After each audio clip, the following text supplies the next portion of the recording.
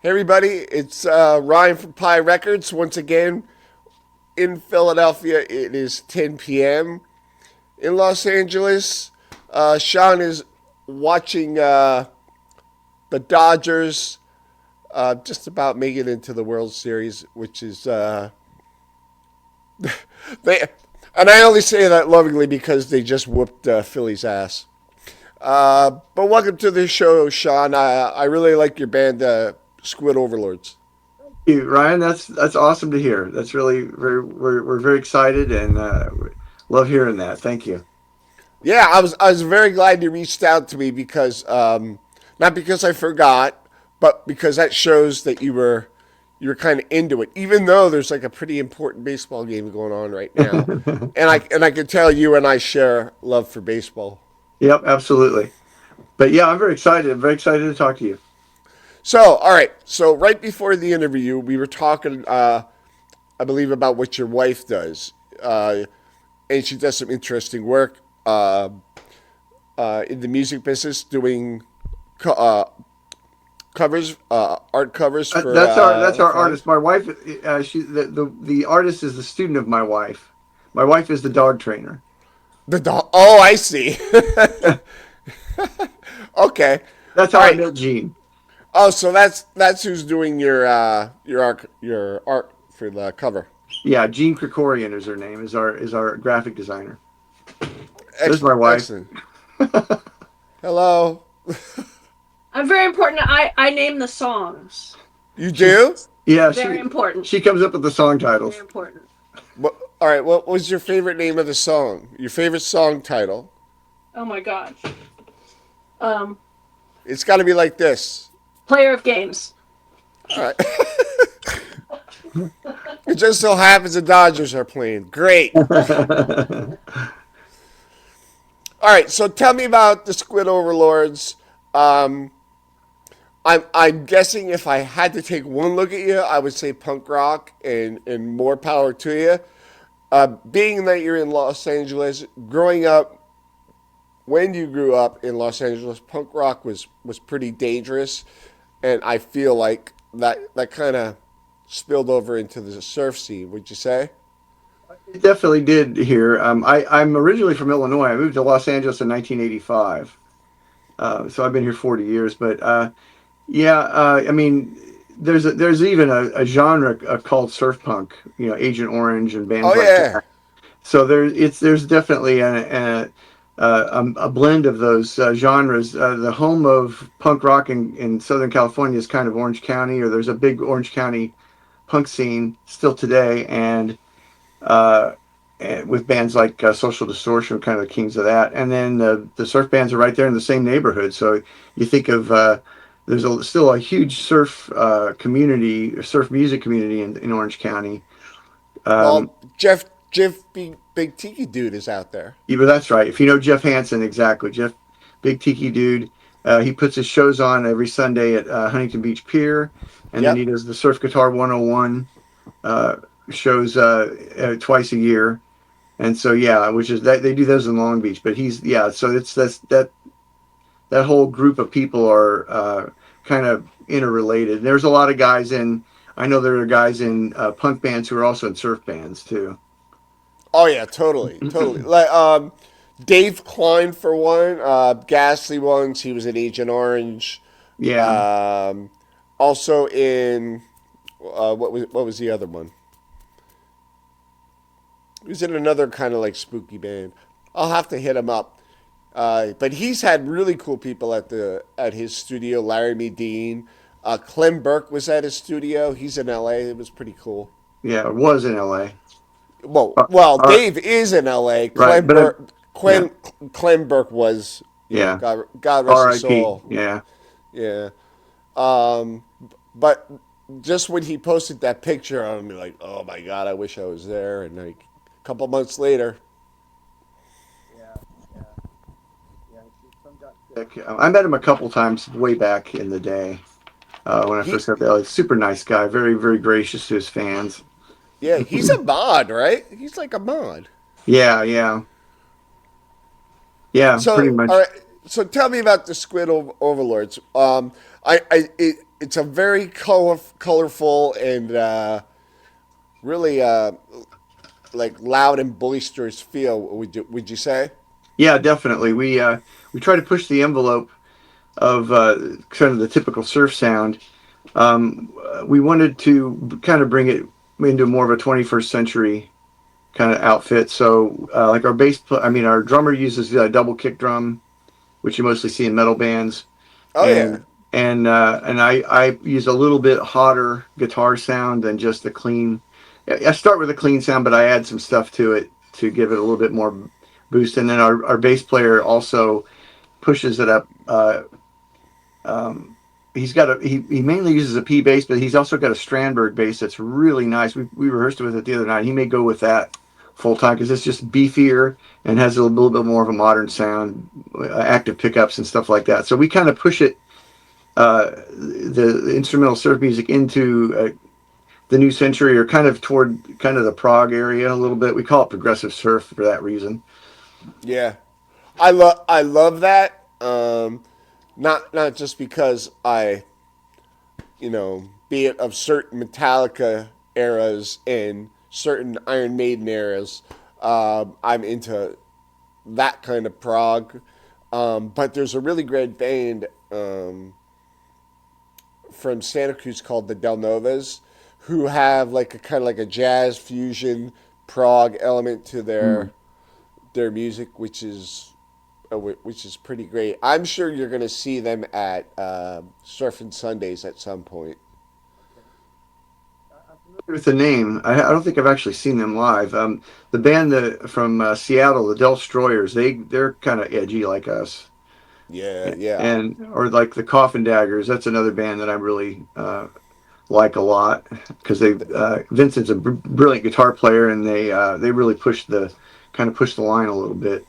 It's like it's like there's like a fan attached to their woofers when they play. It's just like it's just this wave of noise. I've seen it live a couple times. Yeah, I mean, the funny thing about us was we sort of grew up organically. The Squid Overlords. I've been playing music in Los Angeles, as I mentioned, for about 40 years, since about 1985, and I've done all kinds of different things.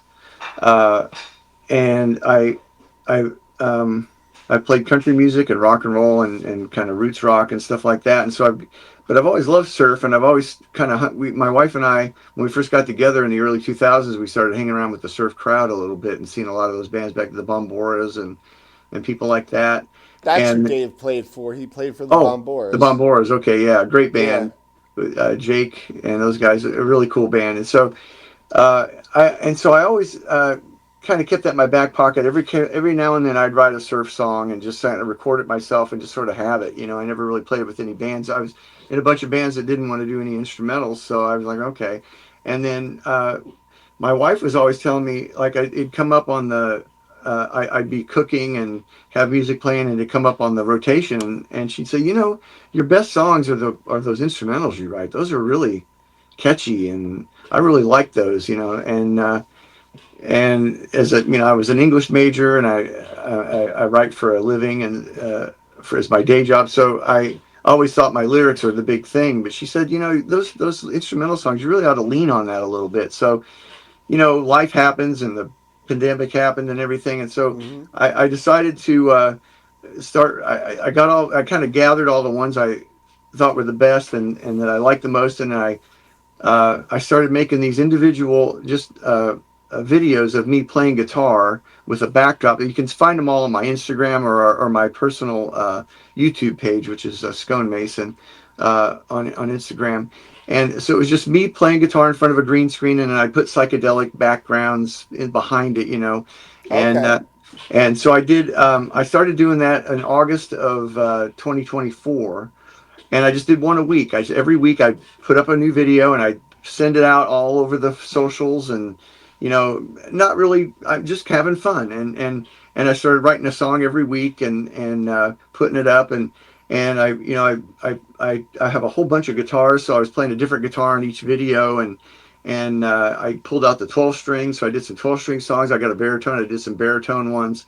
So I started getting this really good mixture of really cool songs, and a shitload of them. I ended up doing about 40 of them. And along the way, I've got this friend who's a bass player, Scott Sandberg, and he started working at Cherokee Studios here in Hollywood. And Ah, that's a pretty famous studio. yeah, it is. And Bruce Robb is the guy who runs it. And he said, and Scott said to me, "Hey, I was watching some of your videos. We need to record these songs, man. You need to get these. You need to go in the studio and really do these. This is really good stuff." And I was like, "Well, okay. I'm just Nice. having fun with it." He goes, "Yeah, no, no, we need to record this." I said, "All right, well, we'll look for a drummer." So a friend of a friend. I'm in another band called Good Night. We kind of do top classic heavy metal versions of classic rock songs is what that band does. And the drummer in that band, I mentioned it, and she said, you should call my drum teacher Josh. He's really good and very versatile. So we got Josh Black, and he was fantastic. And I played him. I said, "Hey, would you be interested?" I was just going to hire him. I said, what would you be your rate to just come do like 2 rehearsals and come in and learn these songs and record with us for one day? And we came up with a figure, and then he's like, this is really good stuff. I'm really enjoying this. I used to be in a surf band back in Florida, and blah blah blah. Anyway, we decided we're going to go in and do this record, and we go in to Cherokee and we recorded 12 songs in one day. We really learned the songs, though. We really rehearsed and really had them down cold so that we could just go in there and set up and do it. And we had the great Bruce Robb produce us, and we did 12 songs in one day.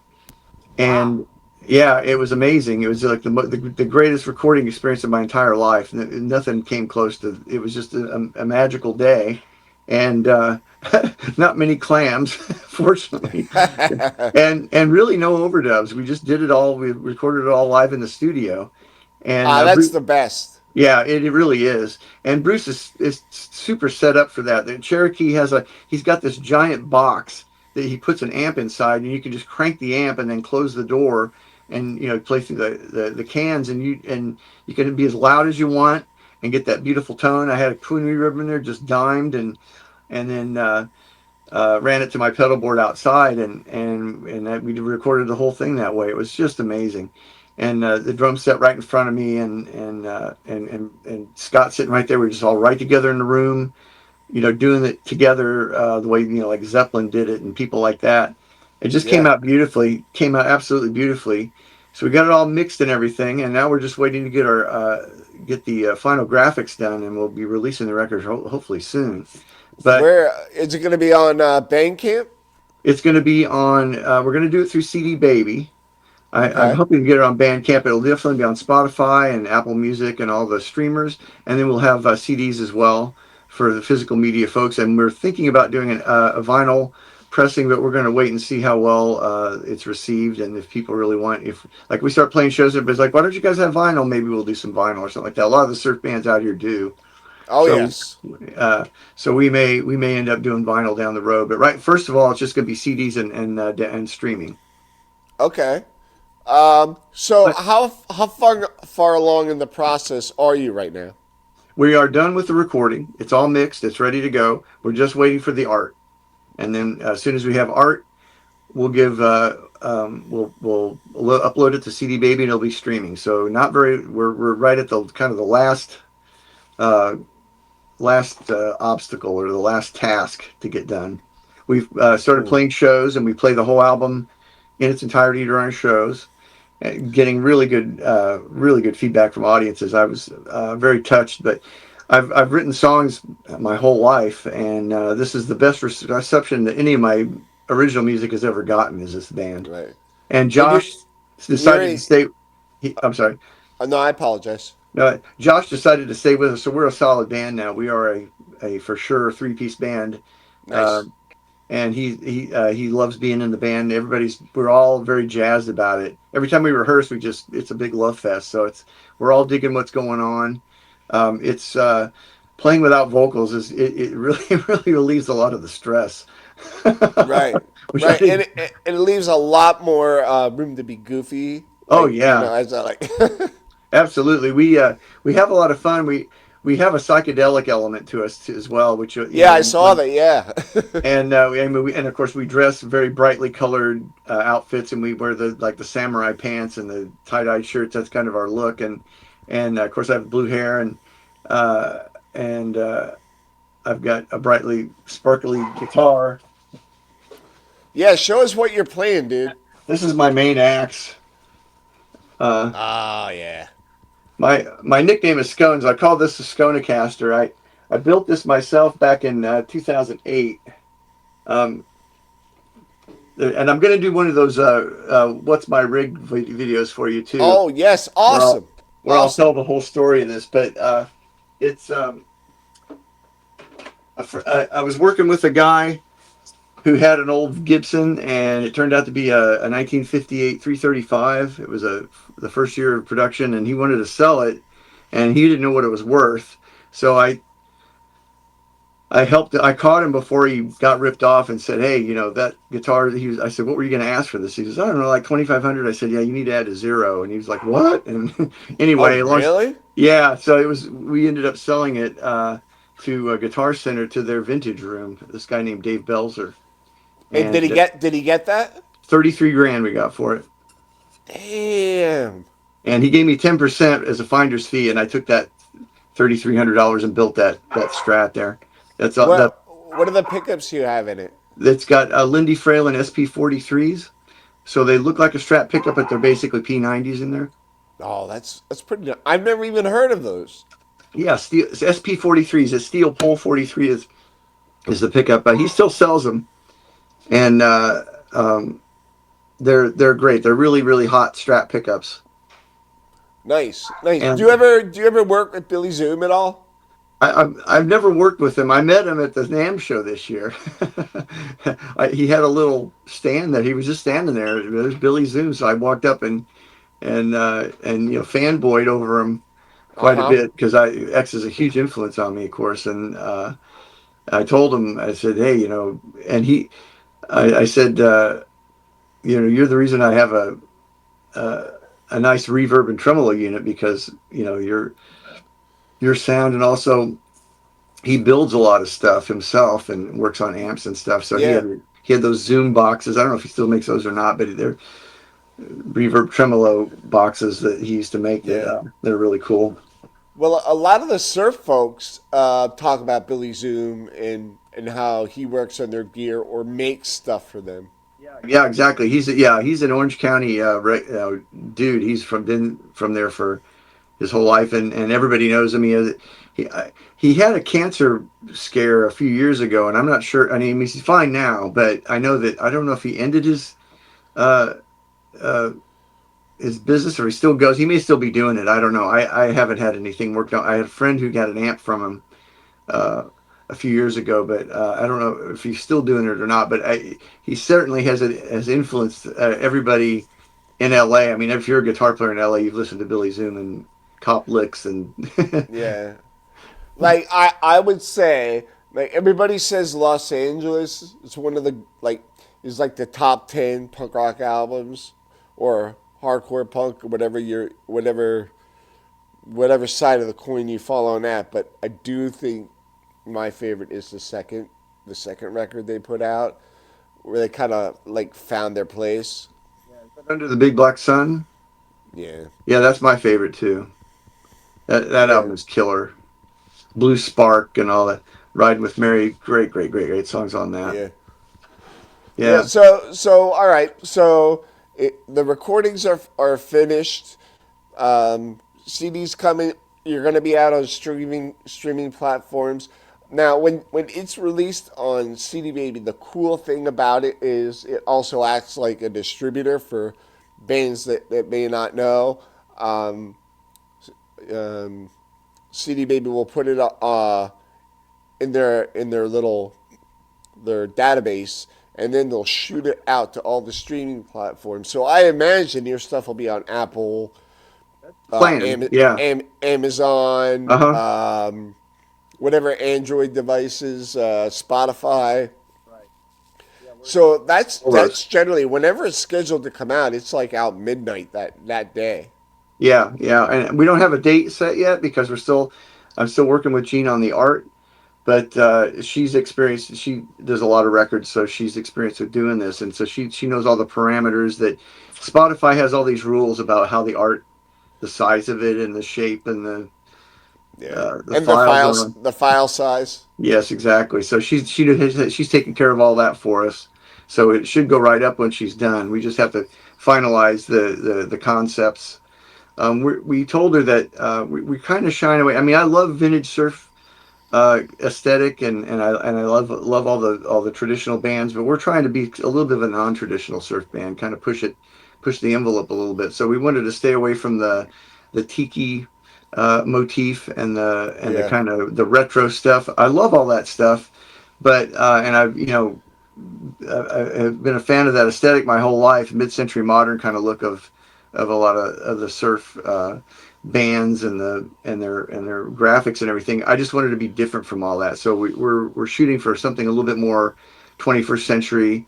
And our music does the same thing. We're a little more out there than a lot of other bands. I throw in a lot of jazzy or scales and that kind of thing in the songs.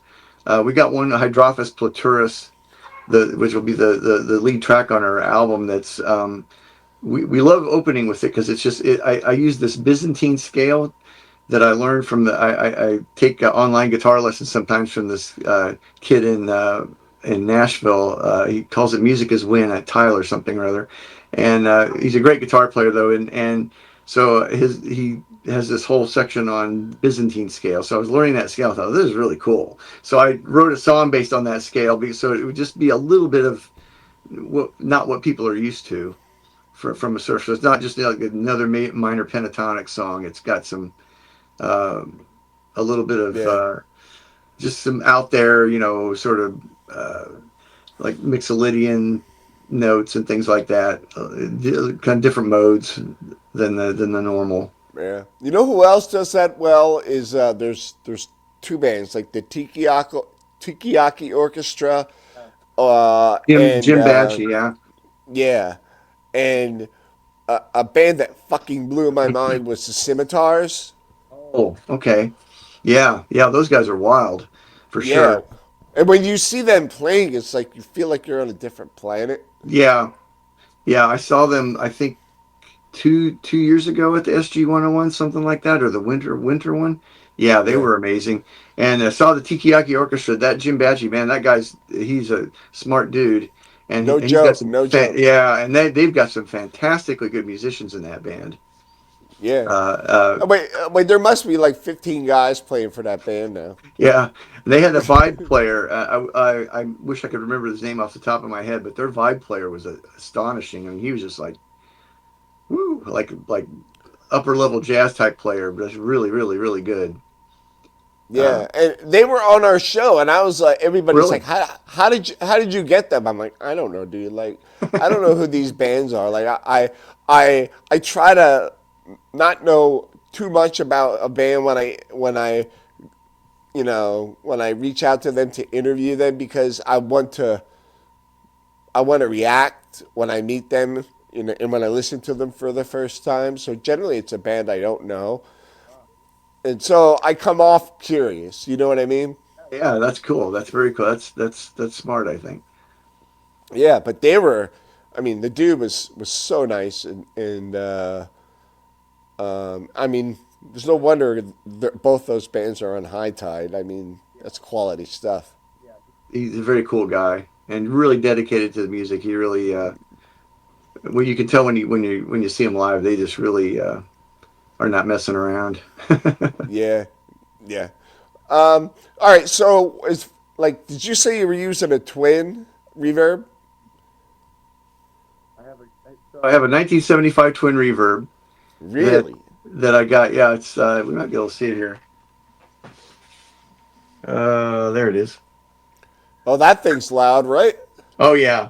Now the story of that amp is I it was advertised in on Craigslist or something, and at a really reasonable price. So I really didn't need an amp at the time. I have a 1993 Matchless Clubman that I really like, and a couple others, but I couldn't pass it up. The very first amp I ever had in 1978 was a twin reverb that I bought on time to get in my first band, and my mom had to sign the note for me because I was underage, and I paid it off. But uh, I go down to meet the guy, and it turns out it was Dave Sullivan, the former guitar player Wow. from the Insect Surfers. So he said, what are you going to use this for? I said, well, I'm joining the surf band and another band I was in for 5 minutes, and he said, yeah, I was in a surf band too. I was like, oh, which one? He said, Insect Surfers. I was like, oh my god, oh, it's like the greatest Southern California surf band of all time, almost. One of the one of the you they go back to the early '80s of the first kind of the second wave of surf Yeah. after the initial wave, and but those guys, fantastic. Dave Arnson and all his characters, and Dave was the guy who played the Flying V. I was like, you're the Flying V dude, and he's like, yeah, that was me. I was like, oh man, yeah, I saw you guys a bunch of times. He used to see him at the Picture House down in Hermosa Beach and stuff. Anyway, it was I was like, well, this has got to be a magical amp if you had it. So there's a lot of mojo, a lot of provenance in that amp that I hope I can carry forward with.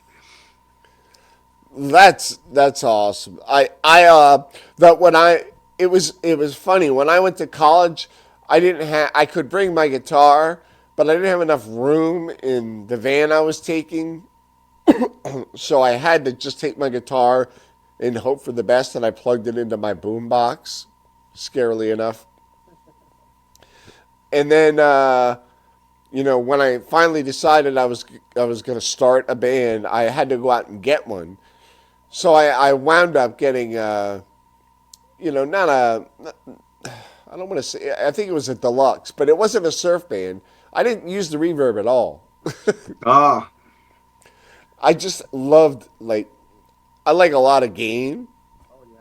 So whatever dirtiness I could add to it, I would add. yeah, the Fenders are the most versatile amps for sure. You can really do about Yeah. anything with them, and with a set of pedals, you can really just go anywhere with them. Oh, yeah. I have a 212 over there right now, a frontline. It's so loud. We lived in a townhome before here, and I couldn't use it. It was so damn loud. Yeah, I know. I know.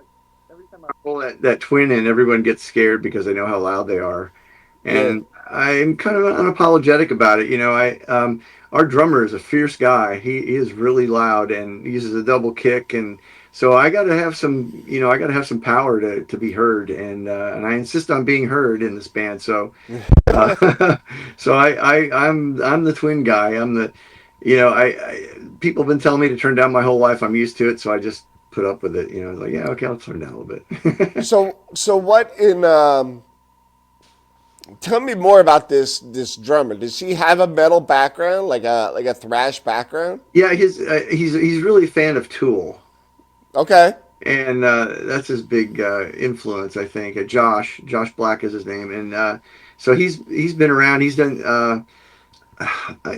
I, I didn't have any notes in front of me. I forgot the name of the band, but he's toured and played in like Indonesia and places like that. Oh, Uh, nice. yeah, he's gone all over the world and played in Asia and places. And he's maybe the most professional drummer I've ever played with. He plays every song with a click track. He keeps a phone right there and a earphone in while we're playing and live, Really? and we played it. So he has a click going all the time. So we play to a click constantly. So that it's it means that the consistency of the drumming is just unbelievable. It's just rock Yeah. steady drumming, and then and it's neat because every time I play a song with him, it's going to be the same, and that really Yeah. helps.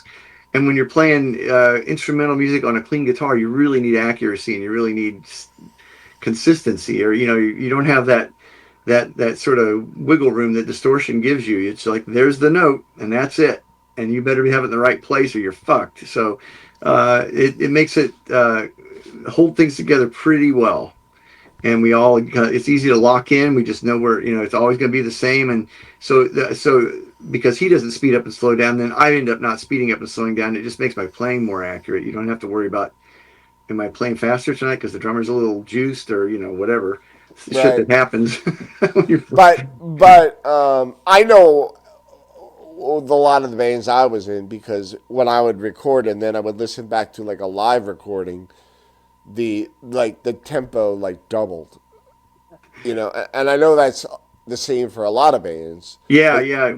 You make a record, then you go start playing it live, and then you just speed up because you're jazzed or you get used to it, exactly, that kind of thing. And with Josh, he stays. It's we're playing the same tempos that we used on the record, so everything sounds pretty consistent. Which I think with instrumental music, like I say, with surf music, you want that. You want a yeah, consistency, so it's not all over the place. We're not playing jazz, even though I'm throwing in yeah, jazzy stuff. It's not, and you don't want,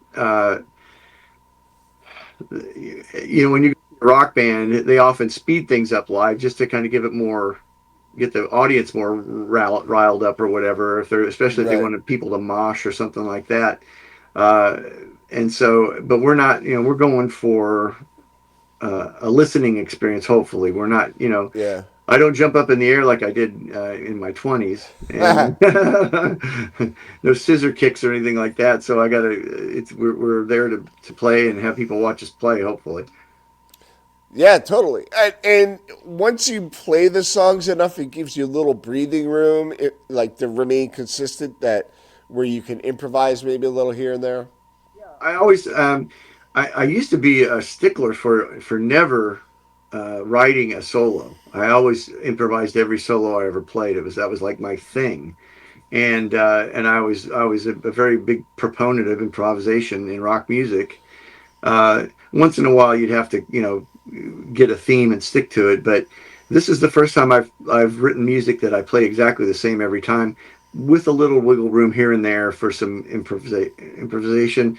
Also, we have, like, sometimes our songs have breaks where I hit um, all the delays at once, and I get a big psychedelic thing going, and hit the wang bar and get stuff going, and then we kind of pull it all back in and drive forward.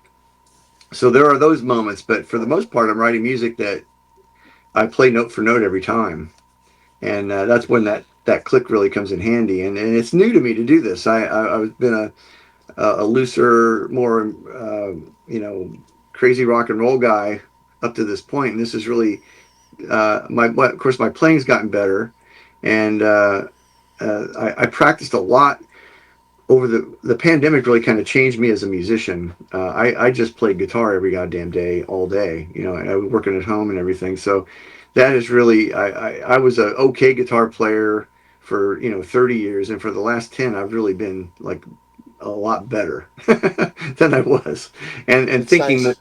yeah, thinking more about just writing a song that's, here are the notes for the whole Yeah, song, play those right the same way every time, and writing out charts and things, which I've been doing for our bass player. So it's really it's been an education, and it's made this band. I mean, I just love this band. It's the best band I've ever played in. It's the most fun. We're the musically most accomplished, I think. And people don't think of surf music as a particularly virtuosic format or venue. You think of uh, you know, your metal shredders who can, do all the crazy stuff. Or I also like bands like Animals as Leaders and Polyphia, who are metal, kind of prog metal virtuoso guys who just taken guitar and playing to another level. And you don't think of surf guys really doing that so much. Although I feel like Dick Dale was a huge pioneer, oh yeah, and even as much credit as we all in the surf community give him, he doesn't get enough credit for influencing. His influence on Jimi Hendrix, Hendrix. huge influence on Hendrix, and also on Eddie Van Halen. I mean, Eddie Van Halen with the Yeah, alternate picking, style. That's, if yeah, that's not Dick Dale, I'll kiss your ass. I mean, that's where it all came from. So his influence is wide ranging, and I think it's starting to become more and more obvious as time passes from his passing, that people realize, oh yeah, Dick was like behind all that stuff. He was, yeah. he's doing shit in '61 that then Hendrix did in '69, and Van Halen did in Yeah. '79. So it's I like taking surf to a level of that, that kind of more kind of a muso level. I'm not 100% one of those. I'm not like a studio guy or anything like that, but I do like uh, the fact that we're kind of we're able to kind of push it up a level of musicianship, or is it just 1 4 5 songs with a minor pentatonic scale all the time? And I like I say, I love all those vintage bands and guys trying to emulate them. And I think that's great. It's a tradition that needs to carry on. But I just don't want to. For me, it's just not interesting to just keep repeating that. I agree. Although all of the trad surf that's being recorded and played now, I'm 100% right along with them. I love them. But then you have like a band that comes kind of out of left field. I mean, it's kind of been a while in the making, but there's a band that really hit the ground hard with their first release called the Woodhavens. Oh yeah, I saw those guys at SG 101. They are really good. I mean, like They're really good. I've talked to Mel, and he and I kind of bonded over like our shared kind of experience in the punk rock community on the East Coast in like the early '90s. Like we're about the same age, and when I watch him play, I'm like, it's like watching a punk rocker play this like really intricate surf music, and it's got a lot of groove, and so there's that aspect of it where it's like not only he's got the chops and it's like very precise every time. There's also kind of got this like edge to it, which I really like. Absolutely. Their bass player is also the bass player in the Destroyers, and those guys are Yeah, totally pushing it. Uh, Energy wise, they are just like they're on 10 the whole time. They're really awesome, and yeah, having that guy in the Woodhavens, I think, helps him kind of keep that yeah, energy up. That dude is really he's a monster. yeah. They've been on our show a couple times. Like they did a rehearsal video for us as well as an interview. But what a bunch of great guys. I mean, they really put the time in. Cool. That's very cool. Yeah, really So, great performers for sure. oh yeah, oh yeah. So before we head out, I want to know. I want the viewers, excuse me, to know what to expect on the CD that and the release that you're going to put out. So yeah, so we I picked the first thing I did when I picked. So I had 40 songs roughly to choose from for the first record, and I selected the ones that were the hardest for me to play. To be honest with you, I wanted to have a real range of weird stuff on there, and I also picked. So if there's going to be there's 8 songs with on 6 string guitar, and then there's 2 with 12 string and 2 with baritone. And when I play a baritone, I like to take advantage of the fact that I've got that low range. So my baritone songs are all way down on the neck and with a lot of reverb, and I guess kind of sound that spaghetti westerny, but the stuff I'm playing on them it's got that sound and that tone, but a different kind of song structure. And then the 12 string, I do things on a 12 string that you don't normally, normally you think of people either strumming a 12 string or kind of finger picking it or kind of, like the Birds, kind of a lot of sus4 stuff and that kind of thing. Yep. But I'm doing, I got a song called Fast Cat where I do tremolo picking the entire song. So Oh, nice. so it's like super high speed, just crazy ass stuff, but on a 12 string. So it's got one overtone above everything else that you normally hear. So it doesn't just sound like an exact sort of like Dick Dale ripoff. There's a whole element of it that is different because of that. Because you never hear anybody play a 12 string like that, and it's very rapidly and full of fire and Yeah. everything. And then I've got another song where I do. I've done a lot of country playing, so I can do some chicken picking and that kind of thing. So I've got uh, this song called uh, oh my gosh, I'm blanking on it. Let me look at my list. It's Electrifying Cashmere. My wife names God. all my wife names all the songs. So Electrifying Cashmere is the name of the song, and I do this pull off thing. So the whole song is just these kind of this double picking pull off sort of kind of a very country esque sort of thing but done once again in a format that's darker and more minor key and Josh really gets behind that one. And he's got the other thing I do is I'm going to grab this and show you. I've got this thimble slide. So I have a lot of songs. There are two songs on this album where I finger stuff and play chords, and then I also play slide at the same time. That's crazy. So I'm doing that. There was a guy here in LA for a long time, Will Ray, who was in the band called the Helicasters, and I was acquainted with him, and I went to a couple of his sort of seminars, and he was explaining the use of he had slide rings on like four fingers, and he could emulate a pedal steel and all that stuff. And I got a couple of his slide rings, but they were very narrow, and it was really hard. It took a lot of practice to keep that slide right on the string. And I'm a slide player. I can play slide like a regular slide. I can play a lot of Dwayne Allman and that kind of thing, uh, going back many years. But I could the slide rings I just never really got the hang of. And then I was at once again at the NAMM show. This guy had these thimble slides. He's from Redondo Beach. It's called a thimble slide from Redondo Beach, and you can size it to your finger. So it's got this slot, and you can wrap a cloth around it, take a pair of pliers, and kind of bend it to size it to your finger. Oh, So it fits exactly. So it's like just right on your finger. Doesn't go anywhere. You can finger the neck, and then you can also slide with it. And it's just wide enough that I could really do it well without a lot of having to relearn. So as soon as I got it, I was like, "Oh, this is incredible!" So I just started writing songs like were pouring out of me where I had slide and picking at the same time. So there's two songs on the album. The very first one, Hydrophis Platurus, and the one close to the end called Kabir Khan that is got the same thing where I go back and forth between picking and sliding. That gives it a real nice dynamic, and it sounds like two guys instead of one. I like that idea.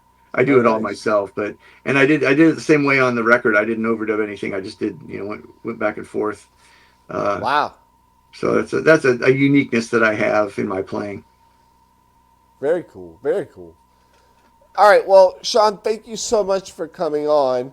Um, man, you just had such a great, uh, a great story and like a great passion for music, Hey all man, music, all I music, and I loved what I heard on your Instagram page.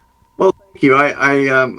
I'm just delighted to be talking to you. I'm a real talker. I can blah blah blah blah for hours if necessary. So I appreciate your willingness to let me just kind of blab on for a little while. But I really enjoyed this. It's been wonderful. I'm gonna definitely start promoting this channel too. I've been telling people about it as much as I could, knowing that this was coming up. But I will definitely Oh, amp that up, especially toward our record release. I'll definitely push it as well. when is that? When is your record going to be released exactly? I don't have a date. Yeah, I don't have a date yet. I'm shooting for before the end of the year. Is all okay, like. So maybe November, December. okay, okay, cool. Here we are halfway through October. Yeah, it's probably going to be probably late November, would be my guess. Awesome, awesome. Well, thank you, and I hate to say it, but I have no horse in the race. So good luck to the Dodgers.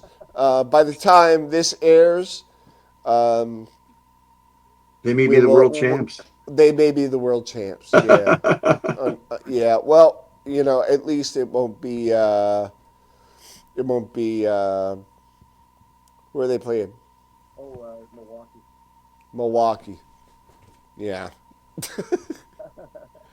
Please join our Patreon page to get special behind the scenes footage and segments exclusive to Patreon, YouTube updates, also a sneak peek of what's coming next week, merch, and also services, free flash drive exclusively for segments in the band.